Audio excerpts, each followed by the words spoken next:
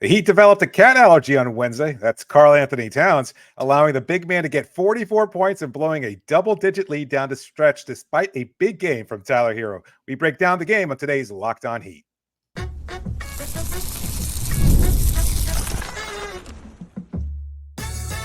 You are Locked On Heat, your daily Miami Heat podcast, part of the Locked On Podcast Network, your team every day.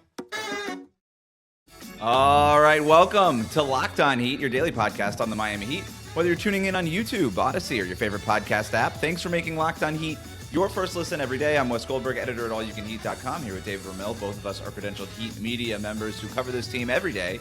And recording this after the Heat's loss to the Knicks, Jimmy Butler and Bam Adebayo come out with a dud. We will get to some positives from this game, believe it or not, and then we're going to answer your listener questions. But first, your favorite podcast now is a newsletter introducing the Locked On Heat Daily Newsletter. One stop for ultimate team and league coverage delivered right to your inbox. Sign up for free now at LockedOnDaily.com. That's LockedOnDaily.com and start your day with the all-new free Locked On Heat newsletter. Also, today's episode is sponsored by Game Time. Download the Game Time app, create an account, use the code LOCKEDONNBA for $20 off your first purchase. Well, the Heat led the entire second quarter, and they went up by 13 in the third. And then, David, everything fell apart. The Heat lost to the Knicks 116-107 on Wednesday night, and they simply needed more from Jimmy Butler and Bam Adebayo. 16 combined shots, 26 points between the two of them. There's a lot to get into this game, but that's just unacceptable when you're going up against a star-studded Knicks roster. And star-studded it is. And to me, watching this game, the difference was this is what happens when a team that doesn't improve a roster goes up against a team that does. We've all seen what happened with Miami. They kind of chose to stay pat. Their big acquisition was Terry Rozier, last trade deadline. And what did New York do after a magical season where injuries finally bogged down a legit chance at making a shot at the title?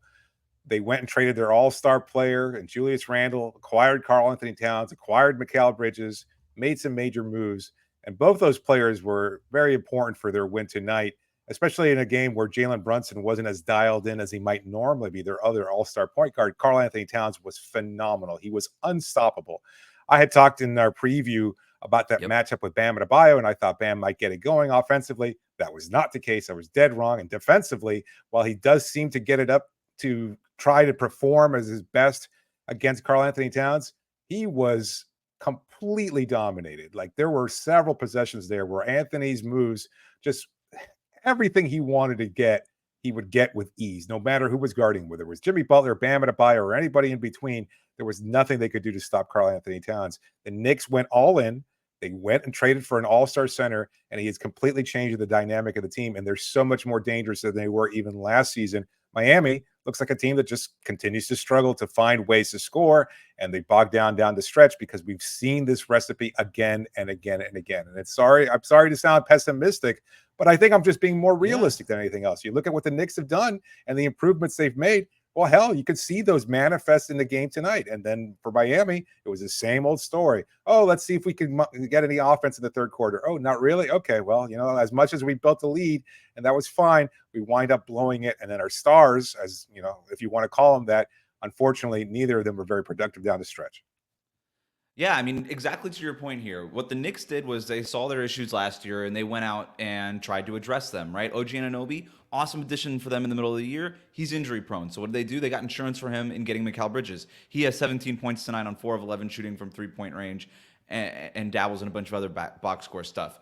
Jalen Brunson, every time he had a little bit of an off night, or just not even an off night, something short of MVP caliber last year, the Knicks tended to lose. Tonight, a little bit short of MVP caliber, right? He had a fine game, 22 points. 9 assists, but not exactly MVP caliber. So what happens?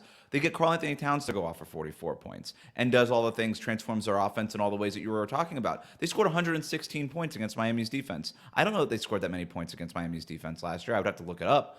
But it felt like their offense was just a lot more slick than it had been all of last year. And you know what? Go figure. They finally get the breakout game that I told you. I was like worried it was going to happen. I was like, yep, this is what's going to happen. Bridges, he's going to figure out the three-point shot. Karl Anthony Towns is going to look as good as he ever has in a Knicks uniform. And that's exactly what happened tonight. But at the same time, all the Heat's issues from last season cropped up again in this one. A bad third quarter where they blow the lead. That was a last year issue. losing games at home. That was a real big problem, especially in the second half of last year. The Heat are now 1-2 at home this season. They're losing to teams that were good last year. Remember, they had one of the worst records in the league against teams with a top 10 point differential, had a losing record against playoff teams. The Heat are now 0-2 against teams that made the playoffs last year. Their only wins came against the teams that they were supposed to beat in Detroit and in Charlotte. It is a very they could kind of throw all the bells and whistles on this and do all this stuff and be the 5-out offense and change these things. And I understand that that's the only thing Eric Spoelstra can do, and it's the only thing the roster can do at this point. But it's very hard in professional sports, not even just the NBA. It's just very hard to change your identity and be something different when you have the same personnel. It rarely, if ever, happens. And you have to make changes to the roster if you want changes to the results. If you want changes to your trends, to your patterns, you just need to make personnel changes for better or for worse. And the Heat, for the most part, are basically the same team that they were last year, at least through the first 4 games of this season.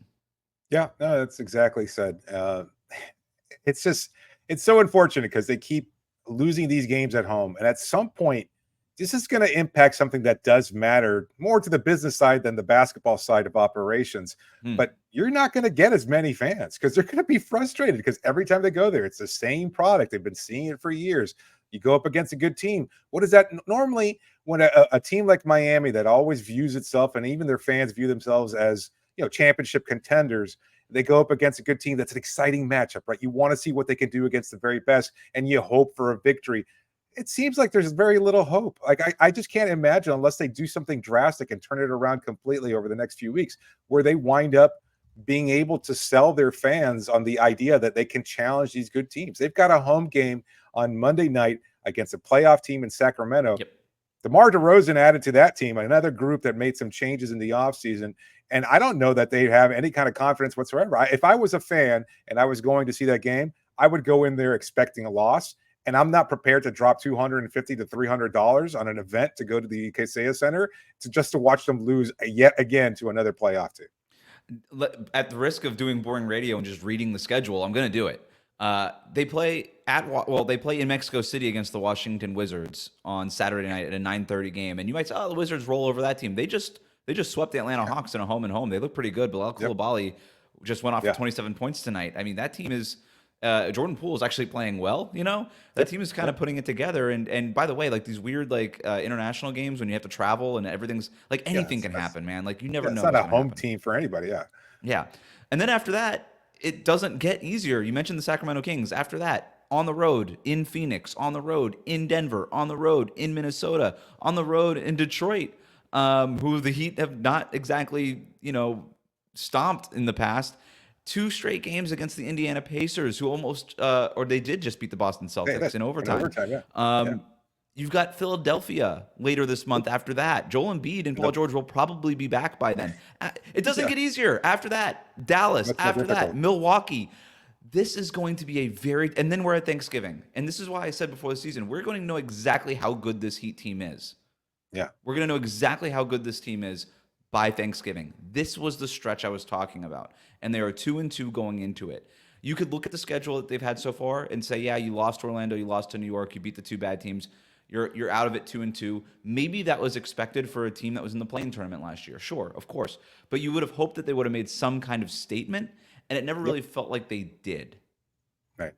No, that's exactly it. No, I mean, it was crucial for them to get off to a hot start because of that brutal stretch that you talked about. They had to build some kind of momentum to show that what we saw in the preseason would carry over, that there was this chemistry, that Jimmy was back on par. And while he had 2 big games recently, again, against very bad teams, or not great teams, let's say, because Detroit has shown some pluck over the start of the season, and they did manage to pull out their first win of the season tonight as well.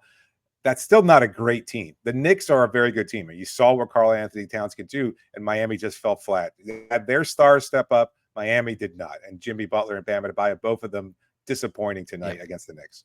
We're going to talk about Jimmy and Bam. What do they need to do to get off the schneid here? And then who did actually play well? We get to the one Heat player who seemingly has figured out everything he needs to figure out. We'll do all of that next here on Locked On Heat. Today's episode is brought to you by FanDuel. Get ready to tackle the NFL action with FanDuel, America's #1 sportsbook. because right now, new customers can bet $5 and get $150 in bonus bets if you win. The FanDuel Sportsbook app gives you everything you need to place live bets on the NFL all in one place. Sometimes you're watching a game and you know what? You get a hunch in the middle of the game. You want to check out the latest stats or you want to view live play-by-play. Well, you can do that and so much more on the same page where you place your bets. So just go visit FanDuel.com to join today. You'll get started with $150 in bonus bets if you win your first $5 bet, but only if you visit FanDuel.com. That's FanDuel.com. Never waste a hunch and make every moment more with FanDuel, an official sportsbook partner of the NFL. We'll be right back. Thanks again for making Locked On Heat your first listen every day. The best way to support the show is to like and subscribe on YouTube. Follow us on your favorite podcast app.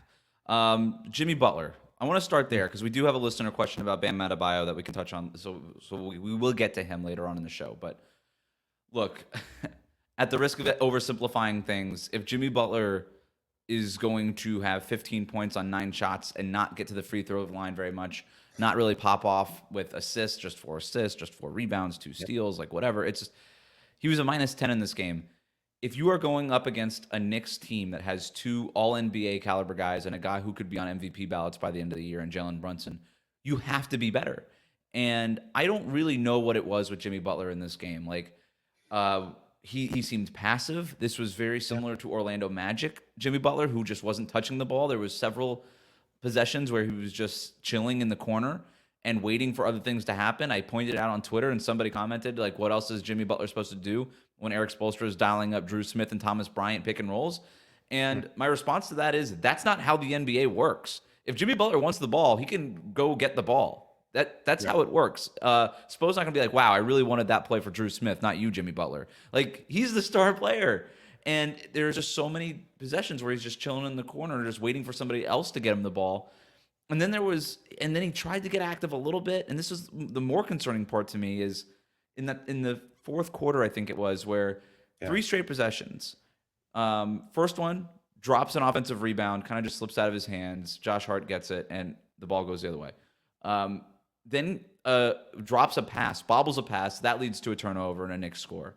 And then on the next possession, fouls Karl-Anthony Towns. And then I think there was a timeout or a stop and play, and he goes to the bench, and you could just tell he looks exhausted, he looks tired, and all these things. And I'm like, really, man? We're in the 4th game of the season. I know that you just put up 2 20-plus point performances, and you looked like the Jimmy Butler with the high usage and all the touches and all this stuff that we've been asking for, but you shouldn't be tired yet, man. Like, that to me was the concerning part.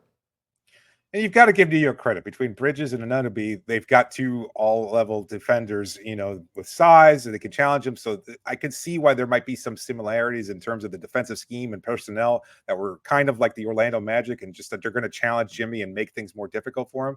But you're right in pointing out that there were just too many possessions where he did not look fully engaged. And I don't know if he didn't want to challenge the defense or if he thought to maybe let Tyler cook, who we'll talk about a little bit later, or maybe he was hoping somebody else would step up. That's not his role. That's not what he's supposed to do. He's Jimmy Butler. Like, it's one thing to point out that he did very well against these teams that don't have this kind of level of defense, but Orlando and New York, both of them are very good defensive teams. And against 2 groups like that, you've got to find a way to step up, because guess what? You're getting paid a lot of money to do so. And this is frustrating, because if he's at this point where he wants to make more money next year and he's entering just yet another year added to his career, and he's going to be older and he's not going to be as effective, I don't see how it's possible. Let's even erase the idea of the contract, although it's clear that it's still a big issue between him and the front office, and it's been something that we've talked about ad nauseum. But even if you're just not worried about that contract, let's say you want to be a minimum vet player, you've got to do better than this. You're not a minimum vet player this year. You're getting paid a lot of money to be the team star. And so between him and Bam Adebayo, I think both of them deserve quite a bit of blame. I don't know which one of them must. I guess on the surface, I would say probably Bam played worse than Jimmy. Can we stick with the Jimmy thing there? Because you bring up a very interesting point, and I think it's a very good one, is, yes, Orlando's a great defense. Like, they could be the best defense in the league this year. The Knicks are going to have, probably when they get their guys back, a top 10 caliber defense. That's an excuse for probably everybody on the roster except for Jimmy Butler. If you're the star player, like that's what star players get paid to do, is we see all your defenses and we break your defense, right? Great offense in the NBA always beats the best defense. That's just the way it is. And look, if he's 35 years old and can't do it anymore, that's fine. That's okay. That's actually probably expected, right? Like Dwayne Wade at this stage of his career was coming off the Yeah, bench, right? there Like you this have it. is Jimmy. I think when we see like LeBron James doing this at almost 40 years old and Tom Brady winning Super Bowls at 40 something years old Yeah, and all these things, like our that's not the concept of norm. age is just warped. Yeah, it's just Right. it's crazy. I mean, even Chris Paul, I'm watching with the Spurs right now, is still like kind of barely hanging on, but he's hanging on, but nobody's paying him max money. And so Right. Right. this might be this phase that we're getting into with Jimmy Butler where it's not going to be every night. Maybe it's only once a week. Maybe it's only like that. And hey, that's fine. Like that's still a useful player. That's kind of what Dwayne Wade was at that stage of his career. You want that guy on Yeah. your roster, but you can't Yeah. pay that guy like the guy that shows up every single night, like Jalen Brunson does, like Luka Doncic, like Nikola Jokic, and that's really the difference. It's not the nights where you look great. It's the nights that you don't look great. That's what you get paid for. That's what to me determines your money. And Jimmy Butler on the nights where he doesn't look great is not worth anything close to a max contract. And this isn't new. This kind of goes back to my point earlier. It's the same sort of issue that we saw last year. And sometimes it's not a question of 1-2. Sometimes it's just a question of the dude's 35 years old. Maybe it's just past. And look, the argument for everybody who has defended Jimmy, and I understand the validity of it, is, you know what, he tried to get everybody going, and he, at some point he can still dominate. Well, Tyler was dominant, and he was an incredibly special player watching him against the New York Knicks. We'll talk about that again a little bit later. So it's not like he was deferring completely to Tyler and just letting him cook. He's got to be able to find a way to contribute at a I've got the higher level. usage You've got to ratings be right a here. I mean, complementary player. not to cut you off, but just to underscore your point here, Jimmy had a usage rating of 18.5. I mean, that's nothing. Role player. Yeah. It's role player. That's a role play. Yeah. Tyler, to your point, 29%. Terry Rozier used 23% of Miami's possessions. Jaime was at 24%. Duncan Robinson was at 24%. Jimmy Butler, again, like bizarre. 1, 2, 3, 4, fifth on the team in usage rate. And look, I'm trying. I want to be sympathetic to the fact that it's hard to expect it every single night. But Sure. it's hard to be sympathetic when it's like, okay, so you do it against Charlotte and Detroit, but you just kind of give up against Orlando and New York. Like, then what good is this? I don't think that they Yeah, you needed can't them pick and choose your to beat spots like Charlotte. that. Exactly. And you certainly can't do it against the teams that you're supposed to beat in the first place. Like, you're just kind of feels like it's the easy way out.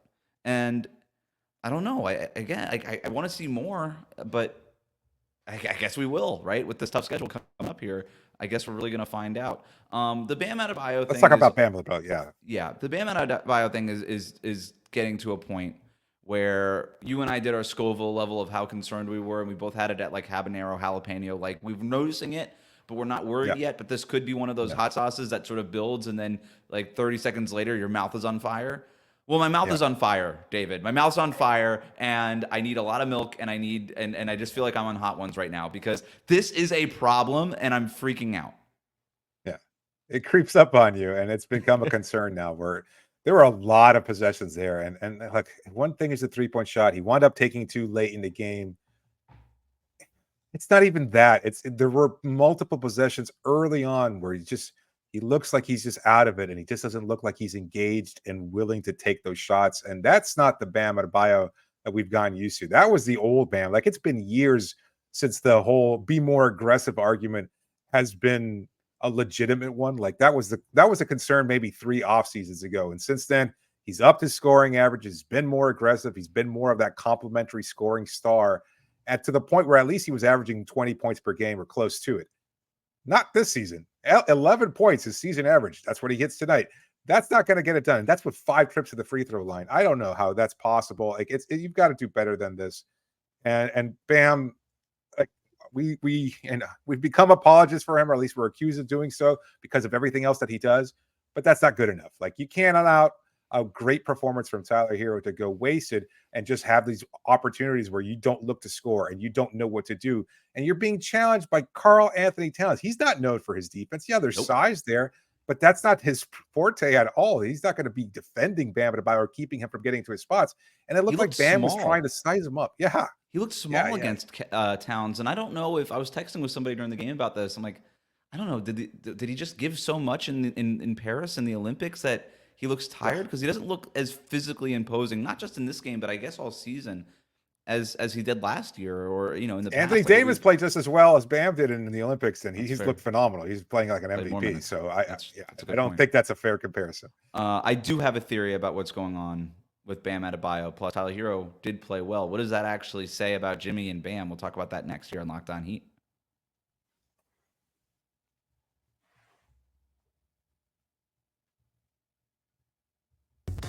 Thanks again for making Locked On Heat your first listen every day. The best way to support the show is to like and subscribe on YouTube.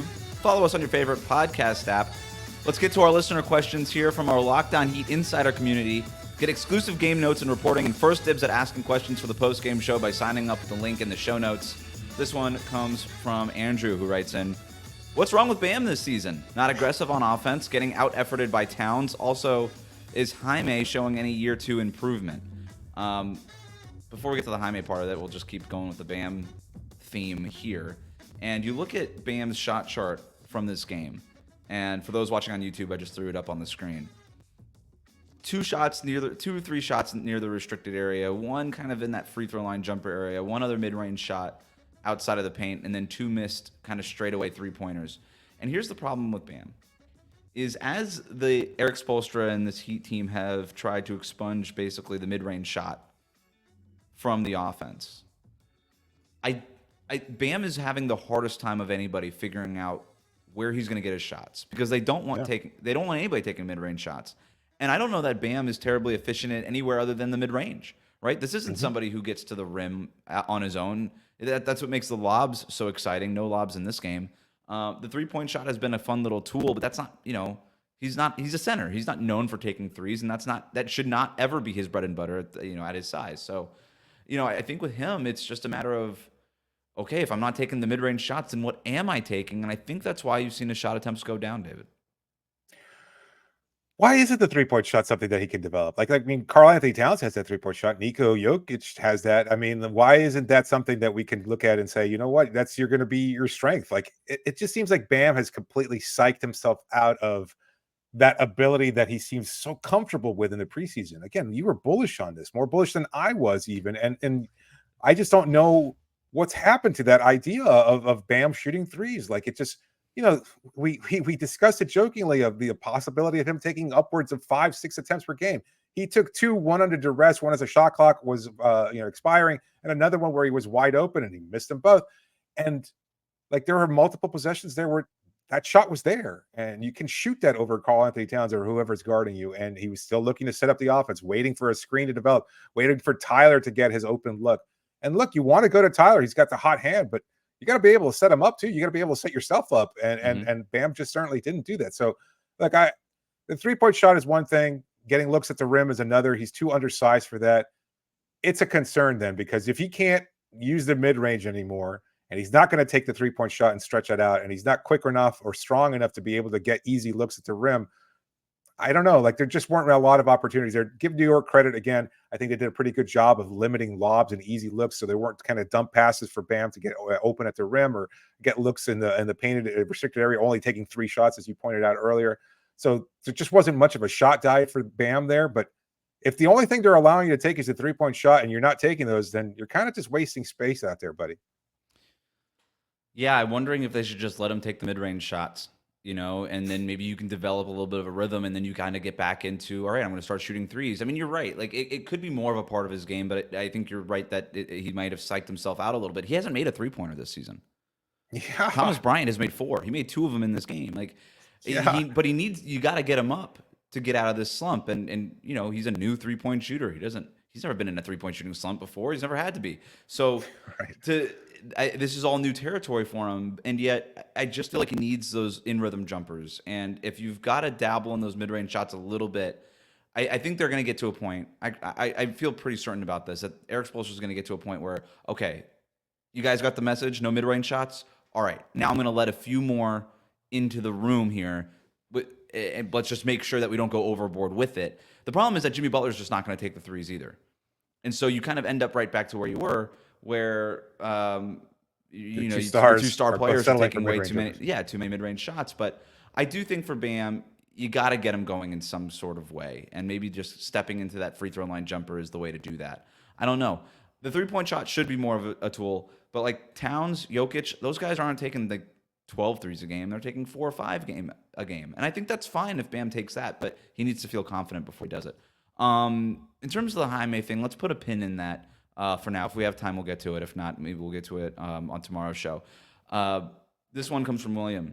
Is it just me, or does Tyler and Terry just seem to be more engaged and determined to win even when they aren't shooting well, but Jimmy and Bam just seem to disengage when things aren't going their way? There's such a difference in effort and body language. I think this is a very astute observation, and I just want to use this as an opportunity to just shout out Tyler Herro, because everything that went wrong in this game and all the questions that we've had about the offense and the new flow and all of this stuff, there's been so many concerns about how Tyler Herro fits into the offense. We talked about it on yesterday's show. And if anybody has figured out, okay, this offense works for me, it doesn't run through me, but I figured out my spot in it, and I'm actually being a better player because of it, it's Tyler Herro. I loved what I saw from him in this game. We got 13 three-point attempts in this game 2 nights after he took 12 three-point attempts. There is no reason why this should not be every single game for Tyler Herro. And he went 8 for 13 for the record from three-point range. And stepping into these catch-and-shoot threes. And I thought for the first 2 games in the season, David, like he was a little awkward with the three-pointers. Like he would get it, and then he would take a rhythm dribble, maybe do a little sidestep. And he's one of these guys who needs to feel the ball to get a rhythm. Yeah. Needs a couple of bounces to really get into a rhythm. And what I've noticed over these last couple of games is as the ball is being passed to him, he steps into that rhythm, like sort of hop, gets it, quick little dip, and then lets it go. And quick little dip is probably overstating it because that ball is out quick. And I think he's figured it out. He's sort of you can see him like figuring it out. And the fact that he went 8 for 13 for 34 points tonight is pretty awesome. And this is Tyler Herro like these last 2 games playing at an all-star level. Like we're seeing the efficiency go up, and this is what the coaching staff has been trying to tell him is, hey, you're going to score more points. Your efficiency, everything you want is going to go up. You're going to be a better basketball player if you just sort of give up the long twos and the dribbling the air out of the ball thing and really embrace sort of this more Klay Thompson style of play. He looked awesome tonight, point blank. Like he just looked really, really confident, really high energy to the question that we got. Maybe I want to look at that a little bit because I'm not sure if it's just a byproduct of, we've got our numbers called a lot more and we're taking a lot more shots and we feel good because, well, hell, we're both scorers. And maybe that's why they're showing much more energy and intensity. Like they both showed a lot of intensity in the defensive end. There were a number of possessions there where Terry, who has had some problems defensively, even this season, I think he just really wanted to lock in. He was hands down, looking at Jalen Brunson, trying to lock him up, trying to force turnovers, etc. Tyler was doing the same. Both of them looked much more dialed in on both sides of the ball than either Jimmy or Bam. Like Jimmy and Bam just look like, well, we're out here and we might as well do something defensively. But both of them looked just completely taxed in a way that I don't know how to explain because they're not carrying the brunt offensively. So why do they look taxed defensively? Why do they look like they're barely out there defensively when they're not carrying the team on the other end? Like if anything, you would think that Tyler and Terry being the leading scorers for this team, that they wouldn't be, the guys that would have that kind of extra energy level on the defensive end. So I'm a little surprised. I don't know if one feeds the other, and maybe it's like, oh, we've got our shot going and we're getting our numbers called. Hence, we show more energy on the other side, or maybe it's just a matter of them saying, you know what, we're not as great defenders as these two are. But if Jimmy and Bam are just kind of relying on their acumen up to this point and knowing that they're better defenders to just kind of be able to force things on the defensive end, that's not going to cut it. Energy and intensity and purpose plays so much of a factor on the defensive side of the ball, and neither of them are really showing it right now. And I'm particularly disappointed in Bam's overall effort because against Karl Anthony Towns, a rival from Kentucky, somebody we know that he's kind of penciled in there and circled on the calendar as an opponent that he wants to challenge and go up against as one of his peers, he looked horrible tonight. And he just did not show anything on either side of the ball. So that's particularly disappointing.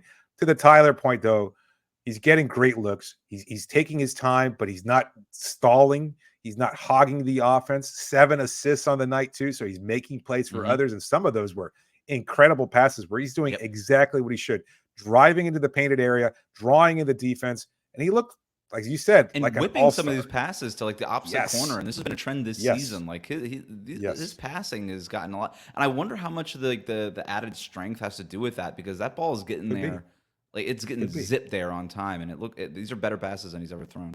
Last Only one question here. turnover on the night too. I mean, that's amazing. Like he had a fantastic game considering his high usage and how often he had the ball in his hands, and that he was making plays for others and still only one turnover. Great game from him.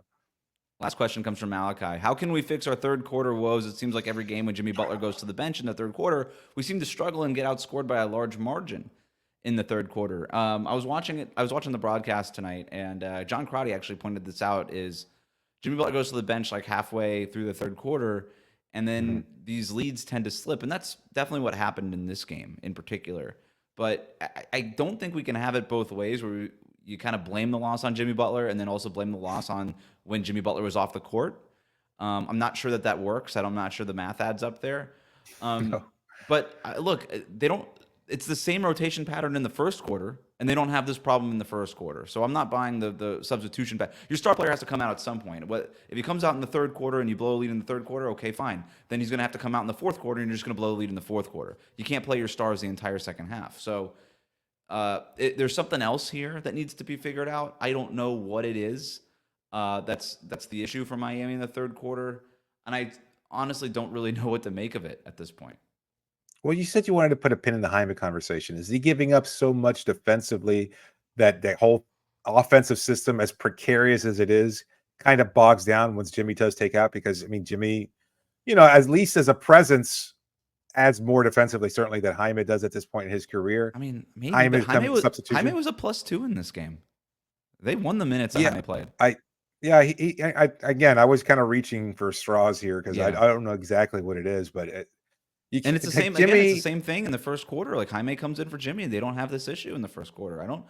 I honestly don't really know what it is. I think it's a great question, and I'm hoping somebody asks Eric Spoelstra about this after the game, because I would love to kind of get his insight on it, and he'll probably say something like they're not playing with enough intention or whatever, and sure, the Knicks are ignitable, et cetera. But I don't know where it's. Well, I guess again, you're kind of looking. If Jimmy sits out, you're kind of looking for Bam to carry things a little bit, and he's not capable of it, or he's not shown the capacity for it yet this season, and that's problematic. That's probably what's leading to it more than anything else. So, I'm sorry, I have the third quarter box score pulled up now. It's the same issue that happened against Detroit. Detroit, they go, what was it, 2 for 12 from 3-point range? They go, they were 3 for 10 from 3-point range and 7 of 22 overall. Like sometimes it's simple as just missing shots. Like Terry I will goes say, over 3. Jaime goes over 3 in that period. Drew Smith over 2. Thomas Duncan does not play. Duncan played the last couple of minutes of the third quarter. Didn't take a shot. Well, Jimmy 1 for 2 in his 8.5 minutes. Like I think maybe some of it is also Jimmy tends to wait until the fourth quarter to get going. Like just because he subs out, the guy plays 8.5 minutes in the third quarter. He's playing most of the third quarter anyway. He needs to be more aggressive. 2 shots in almost 9 minutes is just not enough, and no assists. And yet they had the lead when he was taken out. So I mean, it's worth kind of rewatching then and kind of seeing if maybe some kind of trend pops up, because it has again shown up quite a few times this season already. Duncan should get some blame as well for tonight. Like I know that we talked about it and it's unfortunate, but he just continues to struggle. And those shots were so much of a relief last season. Like you really expect him to be able to hit at least a couple more threes to kind of help become more of a complementary player. And who knows whether or not that changes the flow and whether or not it breaks up a Knicks run or something like that. But right now the shot just looks flat. It's just not falling. There was a great look there as Miami was barely hanging on to a lead. And I think Jimmy winds up kicking it out to a wide open Duncan Robinson at some point in the second half.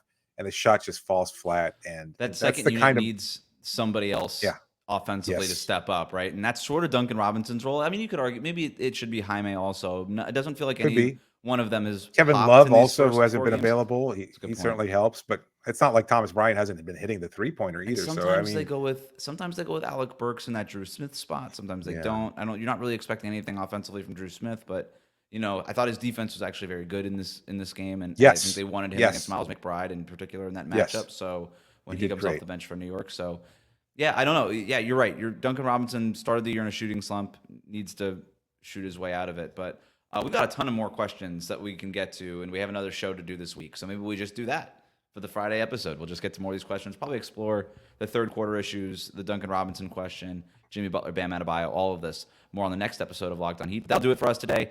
Thanks for making Locked On Heat your first listen of the day. The best way to support the show, like and subscribe on YouTube. Follow us on your favorite podcast app.